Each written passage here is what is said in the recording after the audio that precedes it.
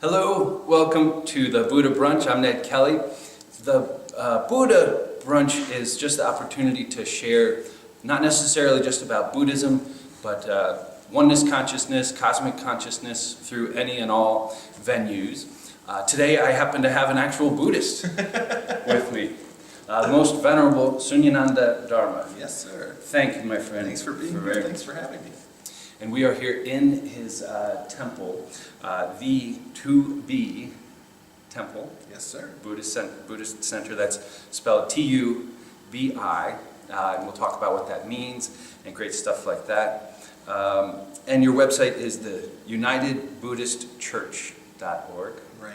One way to find my friend here. Your Facebook page. We also have the United Buddhist Church on Facebook, just as that, and my personal page, Most Venerable Sunyananda Dharma. So I'm sure that spelling will be somewhere on the video description. Excellent, excellent. Well, why don't we start off with talking about your name and how that and what that means? Yeah, absolutely. So obviously, I'm a white guy, so having the Sanskrit name is sort of an anomaly, I think, for some people when they first hear it.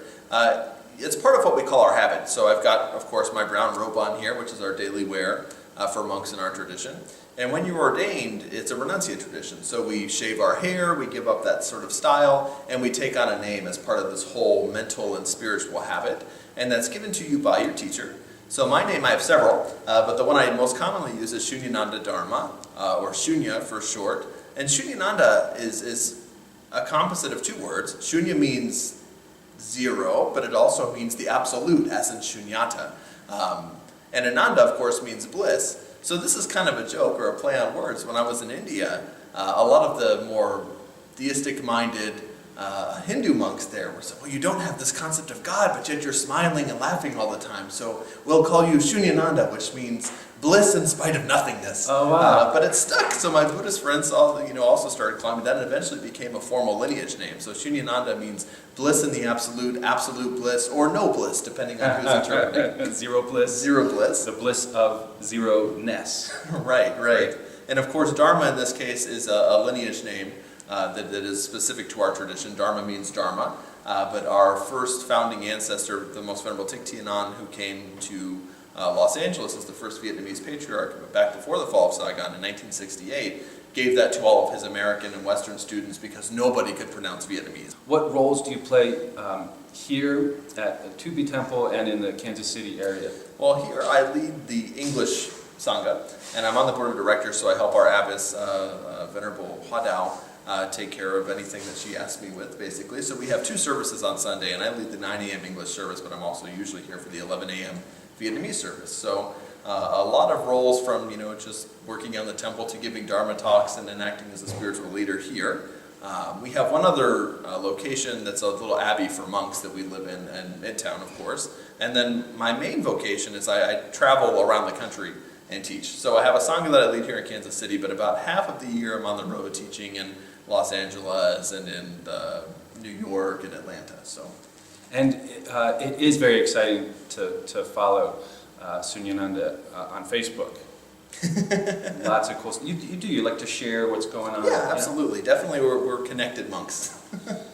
And so it's a Vietnamese tradition. Do you want to talk a little bit about that, the lineage? Well, I belong to several traditions. If you're a Westerner and you train long enough, that probably will happen at some point.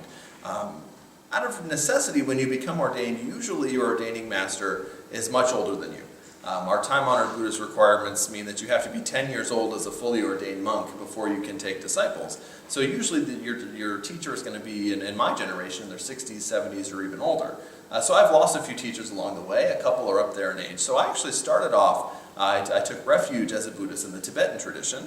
And I've trained extensively in that since then, but not necessarily as a monastic, specifically the Dzogchen tradition.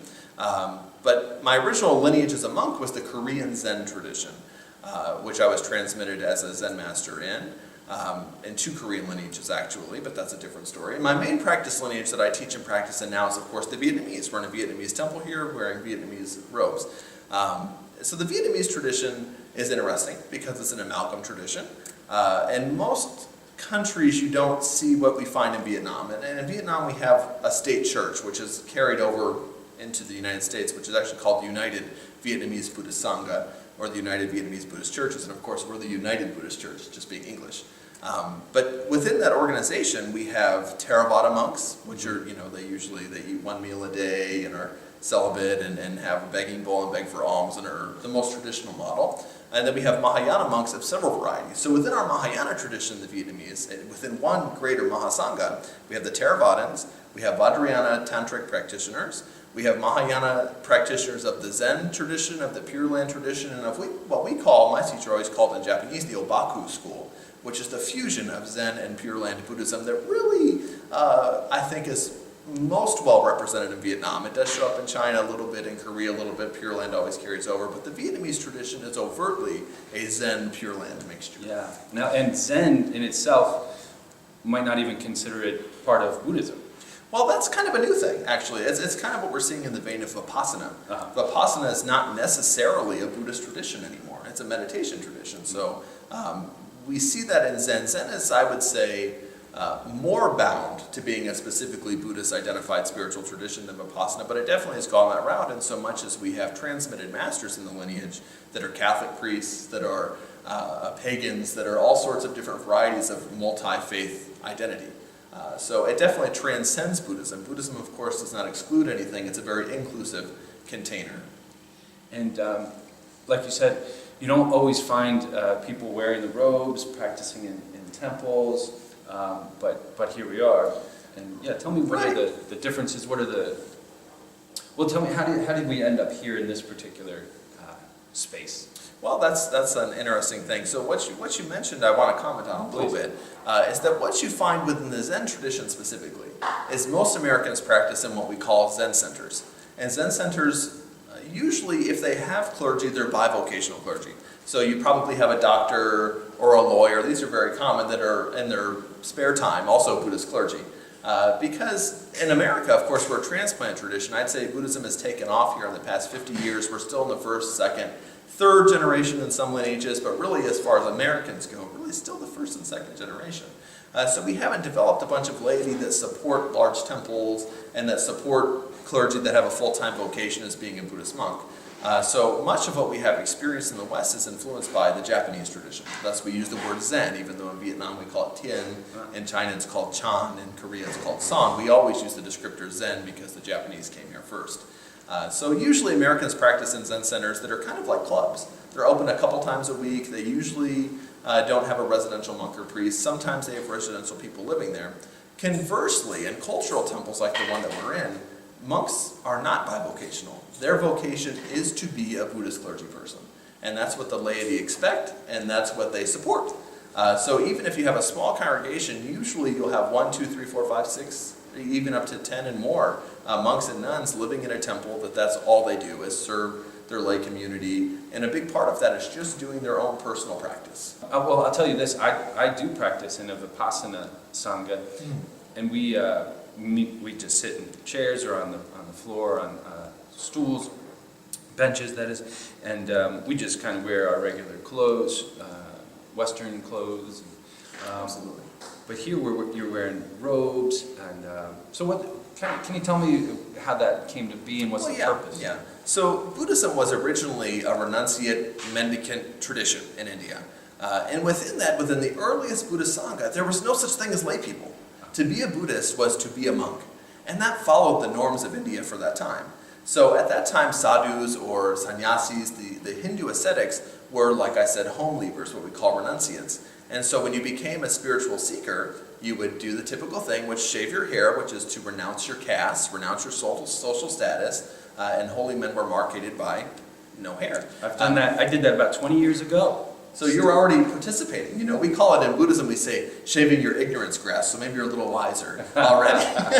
So yeah, the big thing was they would shave their hair, and then they would put on clothes, usually of saffron color, although that's evolved to be brown, and then yellow and orange, and a variety of colors as Buddhism is transplanted. But they would originally just have a few robes, no possessions. They'd have a bowl, their robes, and their distinctive haircut, and that was their life practice. And so that's continued 2,500, almost 2,600 years to present day, and it's a slightly evolved form. Now, I've seen different colors. Is there sort of a ranking system? There is. It changes from lineage to lineage. Within our tradition, the Vietnamese tradition, if you see somebody wearing gray, they're usually going to be a novice monk. That's somebody that's in training, and they can be wearing that anywhere from 2 years to 5 years to the rest of their life. Some people never gain full ordination. And let me pause you there. So if someone were to come to your center wanting to start and join the practice, would they start wearing that? Well, Vietnamese lay people sometimes will wear a lay gown. So you see that in the Korean tradition also, that's gray in color. And that's just to kind of put everybody on the same playing field. You don't have somebody coming in with their Gucci bag and their polo shirts, and somebody else just has a white t-shirt from Walmart or something. So we want everybody to be on the same playing field. Although in the American tradition, it's really just evolved to be a come as you are tradition, and just the clergy have this sort of rank and file hierarchy and clothing structure. All right. Well, thank you for that. And then and what's the next? All right. So I'm wearing brown, of course. When you become fully ordained, usually that's the color in our traditions you wear is brown. And distinctively, when we're in our liturgical dress, this is what you might call house dress or everyday common wear, our robes are yellow in the Vietnamese tradition, which nobody else uses. You see bright orange, but in Vietnam, this ochre color that the original Buddha's Sangha dyed their clothes has become this bright, vibrant yellow. And that's because monks aren't allowed to hide. So we're always visible to be of service to people, and also people are keeping an eye on us to make sure that we're upholding the vows that we've taken in our life. So within that, we wear a couple pieces. Usually the robe is just yellow, and it'll have different number of panels. The more panels it has, the higher rank you are. And in our tradition, if you're wearing a red robe, that usually means you're a master. So red or anything that's brocade or shiny. And if you want someone wearing that to come near you, can you say red rober, come on? I suppose you could. If they speak English, it might be appreciated. We're Zen Buddhists, but that I'm not sure the Vietnamese would catch. Wonderful. Well, let's talk about the actual practice. That's not it. Red rober. Come on, we're done here, right? Let's talk about the actual practice that you're involved in, the meditation, chanting, any of that you'd like to share with us. So like I said earlier, our practice is a Zen Pure Land fusion. And primarily amongst Vietnamese adherents to our religion, they practice Pure Land Buddhism. And Pure Land, in its commonly known form, is really not what Westerners think of in Buddhism. It's very devotional. The primary practice is chanting sutras and doing prostrations and making offerings to the Buddha and the Sangha. Of course, the Zen tradition is inclusive of that, but sometimes to the antithesis of that, in so much as our practice is meditation. The word Zen is, of course, the Japanese, as we spoke earlier, transliteration of the Sanskrit word jhana.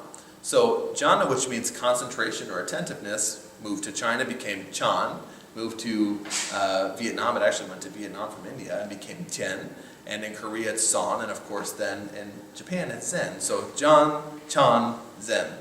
So the word itself means meditation. So everything we do in our practice, even if we're chanting like the Pure Land practice does, we're doing it with a specific mindset to be just completely present with the activity at hand. So if someone were to join your Sangha, what they would expect a lot of sitting or kneeling meditation practice? Well, you said something earlier about Western Sanghas, about people sitting in chairs. Yeah. I think that's fantastic. When I opened my first temple, that's all we had was chairs. I jokingly tell people, although in all seriousness often, that in the West, we sit in chairs, we lounge on couches, we sleep on beds, and we even sit on toilets. Of course, in Asia, everything is opposite of that. Toilets are a hole in the ground when you're lucky. Squat over. Right. You sit on the floor, you eat on the floor, you sleep on perhaps a futon on the floor. Beds are still not common in places like Vietnam and Taiwan. They maybe have a little bit of a raised platform to keep the snakes away, but everything's very low to the ground. And if you grow up doing that, and I think this is important, if you grow up with everything in your life is from the ground, you're exercising a whole set of muscles and a range of flexibility in your tendons and ligaments that we don't have as Western people. I think to some degree, us Western people don't know squat about that. Thank you. It is a surprise if you travel to Asia. You'll learn a lot about squat, so good luck with that. But in any case, we have a lot of trouble, I think, sitting on the floor as Westerners. And some people think that that's an artifact that you have to maintain as Buddhism. And it's not. It's cultural. It's not doctrinal. So for most Asians, sitting on the floor is a very comfortable thing to do. Mm-hmm. It's not strenuous, much as sitting in chairs with backs is for Westerners. So I invite people all the time to please make use of whatever's going to allow you to be reasonably comfortable so you can focus on the practice and not when can I move my legs. Great. Yeah. Well, do I detect we're kind of evading the question, trying to keep a secret what actually Oh, right. takes Well, place you know, in your- yes, you'll have to come and see. We'll give the address later, but no. Our practice that I lead is fairly inclusive of most Buddhist practices. Actually, our office that we use is called a liturgy and celebration of the four yanas, so all Buddhist vehicles. And we usually begin by doing an incense offering, marking out the sacred space, and then we begin with a little bit of chanting representative of Sanskrit for the Theravada tradition. There's a little bit of Tibetan representing Vajrayana. Of course, we do mostly English because we're English Western, people, and it's important to know what you're doing and not just reciting something for the sake of reciting it. And so the Heart Sutra is our main piece of liturgy, and then we of course do seated meditation, and we have a Dharma talk and a question and answer period, and well-wishing prayer at the end. Final thoughts that you wanted to share with our Buddha Brunch audience today? Nothing in particular, other than if you've thought about trying out Buddhism, try it out. I think you'll find that most practitioners are lovely people, be they monks, be they Westerners, be they Asian people. They're very welcoming, open communities. Come as you are. If you have other religious traditions that you hold to or suppositions that you're working through, that's all great. Everybody's welcome to just be who you are. That's what we're realizing in this practice. Ourselves as we are. And Sunyananda, Most Venerable, where can they come to find you? Just what parts of Kansas City?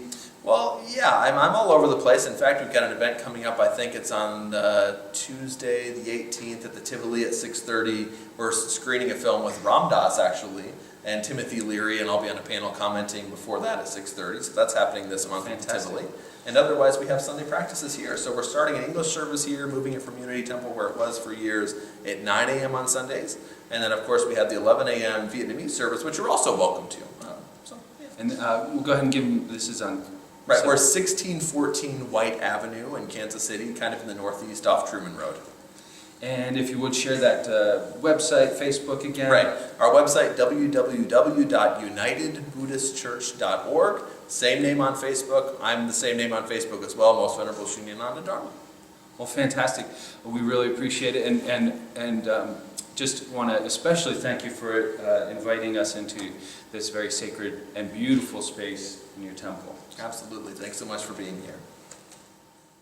If you have found this episode meaningful, insightful, and or fun, and you would like to support me, Ned Kelly, in making further projects, please consider going to patreon.com/Ned Kelly and offer your support there. Thank you very much.